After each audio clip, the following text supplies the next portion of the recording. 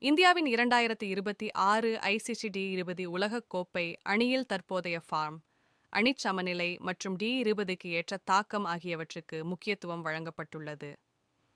சூரியகுமார் யாதவ் தலைமையிலான இந்த 15 பேர் அணியில் அனுபவமும் இளம் திறமையும் சரியான முறையில் கலந்துள்ளது. ஆல்ரவுண்டர் அக்சர் படேல் துணை கேப்டனாக நியமிக்கப்பட்டிருப்பது அவரது நிலைத்த செயல்திறன் மற்றும் அமைதியான தலைமை குணத்தை வெளிப்படுத்துகிறது. இஷான் கிஷன் மீண்டும் அணியில் சேர்க்கப்பட்டு ஆரம்ப ஓவர்களில் இடதுகை அதிரடியையும் விக்கெட் கீப்பிங் மாற்று வழியையும் வழங்குகிறார். கடைசி ஓவர்களில் போட்டியின் போக்கை மாற்றக்கூடிய ரிங்கு சிங் தேர்வு செய்யப்பட்டிருப்பது இந்தியாவின் ஃபினிஷிங் பலத்தை வலுப்படுத்துகிறது. வேகப்பந்து வீச்சில் ஜஸ்பிரித் பும்ரா, அர்ஷ்தீப் சிங் போன்றோர் அனுபவத்தை அளிக்க, சுழற்பந்து வீச்சில் குல்தீப் யாதவ், வருண் சக்கரவர்த்தி போன்றோர் தாக்கத்தை ஏற்படுத்துகின்றனர். மொத்தத்தில் இந்த அணிபெயர் மதிப்பை விட தற்போதைய செயல்திறன் மற்றும் போட்டி தேவைகளை அடிப்படையாகக் கொண்டு தேர்வு செய்யப்பட்டதாகும். இது 2026 பிப்ரவரியில் தொடங்கும் உலகக் கோப்பையில் இந்தியாவின் கோப்பை கனவுக்கு வலுவான அடித்தளமாக அமைந்துள்ளது.